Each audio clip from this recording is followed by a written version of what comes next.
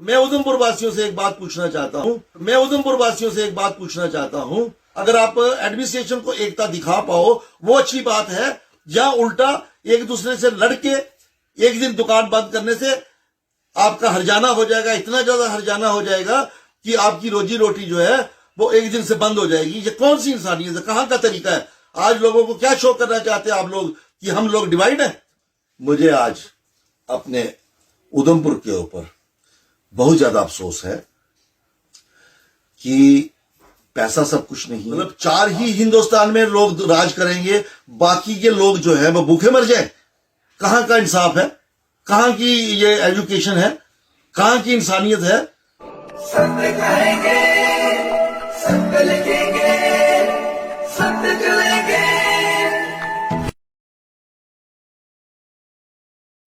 मैं अनिल बसंती उधमपुर से x general secretary व्यापार मंडल उधमपुर, एक्स चेयरमैन व्यापार मंडल उधमपुर, आज अपने जम्मू वासियों के सामने सबका आदर सम्मान करता हूं और जम्मू वासियों के लिए एक अपील करता हूं कि सारे एक टाइम आ गया है, समय आ गया है कि हम सब एकजुट हों।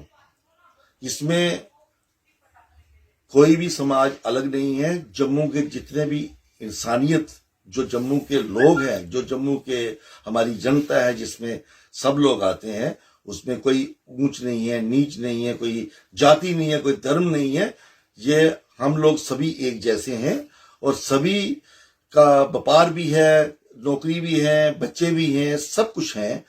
तो आज जो हालात बन चुके हैं, हमारे झूठी गवर्नमेंट ने जो बना चुके हैं, इसको देखते हुए हमारी भी उम्र 60 साल प्लस होने लगी है। हमने ऐसी हुकूमत कभी नहीं देखी। एक राजा जो होता है, जब राजा बनता है तो राजा वो खुद नहीं बनता, राजा ईश्वर की देन होता है। ईश्वर उसको कर्मों के अनुसार राजा बनाता है और जब राजा किसी सीट पे बैठता है तो राजा प्रजा को देखता है कि उसकी प्रजा दुखी तो नहीं है। वो प्रजा के लिए बैठा होता है, ना कि अपने लिए बैठा होता है, अपने वोट बैंक के लिए बैठा होता है, ना कि किसी के घुटनों के नीचे बैठा होता है। वो एक राजा है। तो इसलिए मेरे को राजा कहने में कोई वो नहीं है। हमारे सिन्हा साहब जो आदरणीय है, एलजी साहब, वो इस ड्यूटी के राजा हैं, लेकिन उन्होंने राजा जैसा धर्म कोई नहीं अपनाया। उन्होंने राजा की जगह अपने धर्म का दुरुपयोग किया है। आज प्रजा इतनी दुखी है उनकी कि उनके घरों में रोटी खाने को नहीं है। आज व्यापार की वो हालत कर दी इस झूठी गवर्नमेंट ने। पहले टैक्स पे टैक्स, नोटबंदी, जीएसटी, लोग इनकम टैक्स, दुकानों के खर्चे, बच्चों की पढ़ाइयों के इतने ज्यादा खर्च कि जब ये लोग पढ़ते थे तो एक सिंपल सा खर्च माँ बाप देते थे, 10 पैसे, 15 पैसे, 5 पैसे, और बड़ी एडमिशनें कम हुआ करती थी। आज कौन सी ऐसी पढ़ाइयां आई हैं कि माँ प्यो तंग हो चुके हैं कर्जा ले लेके बच्चों को पढ़ाने में, और बच्चों को कहां कहां ले जाना पड़ता है। जो शहर, जो गांव कभी हम लोगों ने, माँ बाप ने कभी देखे भी नहीं थे, वहां पहुंचाना पड़ता है। उनके कितने खर्च आते हैं। झूठी गवर्नमेंट आने से इतनी पॉलिसियां गलत हुई हैं। अगर ये सामने बैठ के बात करें कभी, तो इनको बताएं कि आप कहां पे सही हैं। एक पॉइंट पे ये बोल दें कि हम जहां पे सही हैं, हम मानेंगे कि हाँ वाकया में हम लोग गलत हैं, हम अपनी गलती मानेंगे। लेकिन अगर ये लोग गलत हैं तो आज हम दुखी होकर कहते हैं कि आपने अपनी जो भी आपका राज्यपाठ है उसका दुरुपयोग किया है। मैं एलजी साहब से गुजारिश करता हूं, इंसान ने इस जीवन में चंद दिनों के लिए आया है, उसने जहां सबने जाना है, गरीब ने, अमीर ने, वहां इन्होंने भी जाना है। साथ में कुछ नहीं जाएगा सिवाय एक अच्छाई के। तो मैं इनसे हाथ जोड़ के विनती करता हूं, अपने ऐसे अच्छे कर्म करो जिससे आपको आने वाले दिनों में भगवान आशीर्वाद दे, ना कि लोगों की बददुआएं लगे। दूसरा नंबर, मेरे को बड़ा अफसोस है कि आज जो डोगरे हमारे जो भी लोग हैं, वो राजपूत हैं या और भी जाति के हैं, सब इकट्ठे हैं।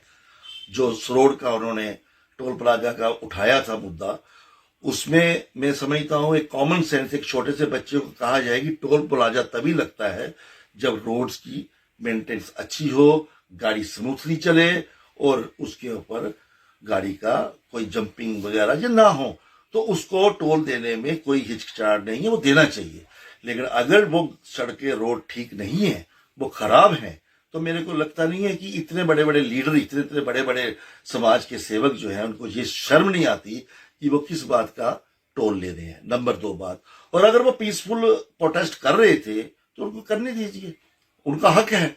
हर गवर्नमेंट के आगे अगर पब्लिक बोलेगी नहीं तो कौन बोलेगा? मतलब बोलना बंद कर दें। आज तक ऐसा हुआ? फिर डेमोक्रेसी किस बात की है? और अगर वो बोले हैं, जब चुपचाप साइड में उन्होंने, हमने सुना कि वो कह रहे थे कि हम एक साइड में बैठेंगे, गाड़ियां आएंगी जाएंगी, हम उनको कोई तंग नहीं करेंगे, फिर उनके ऊपर उठाने का और फिर दफा 144 2 मिनट में लगाने का क्या मतलब है? ये कोई गवर्नमेंट है? इसको कहते हैं गवर्नमेंट?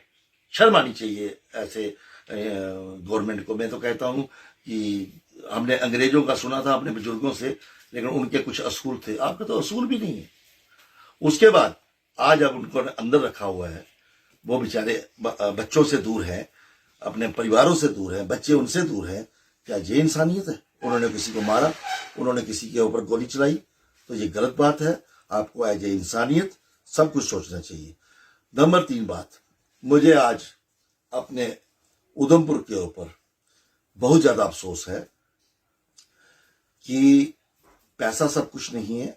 आप इतने सालों से देख रहे हो, जब से ये गवर्नमेंट आई है और जब से ये झूठी बनी है, झूठी प्रशासन में आप नोट कर रहे हो कि हमारे बच्चों का फ्यूचर डार्क हो गया, बिजनेसमैन भूख की कगार पे आ गया, टोटल बिजनेस खत्म कर दिया गया। हिंदुस्तान में 4 ही दुकानदार हैं, अमेजॉन, फ्लिपकार्ट, अडानी, अंबानी, जो व्यापार करेंगे। बाकी लोग जो हैं वो मर जाएंगे।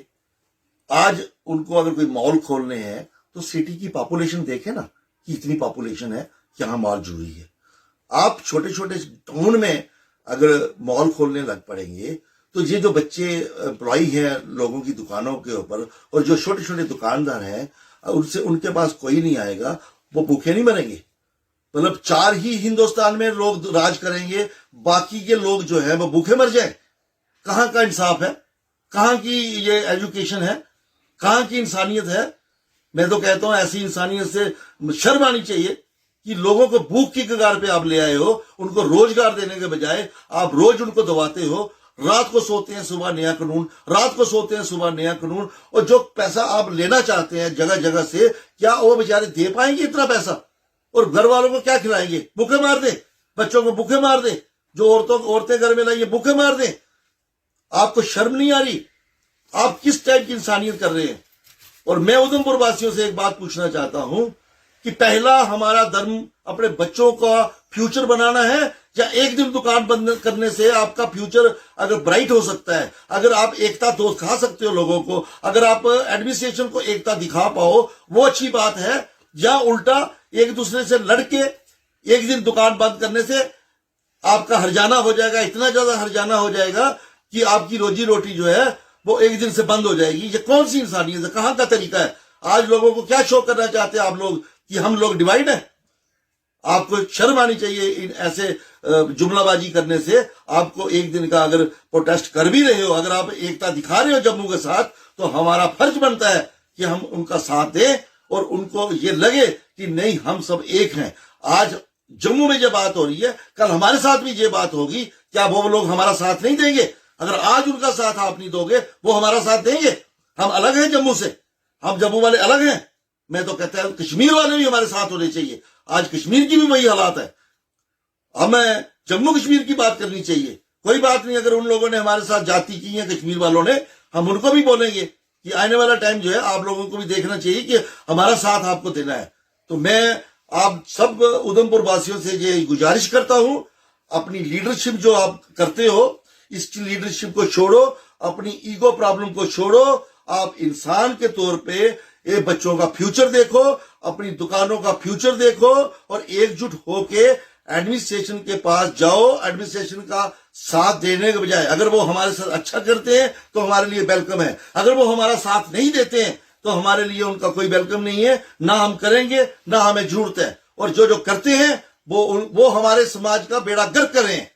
मैं जो साफ कहना तो चाहूंगा, आप अपने दुकानदार भाई हैं, अपनी दुकानों के साथ जरूर आप अपना साथ दीजिए, उनको बढ़ाइए, लेकिन इसका यह मतलब नहीं है कि एक दिन बंद होने से हम जम्मू वाले सारे इकट्ठे हो जाएं अगर, तो एडमिनिस्ट्रेशन को पता चले कि हम सब एक हैं, शायद इसका असर पड़े। और अगर हम खोलते हैं, दूसरे बंद करते हैं, तीसरा खोलता है, चौथा बंद करता है, तो क्या समाज को मैसेज जाएगा?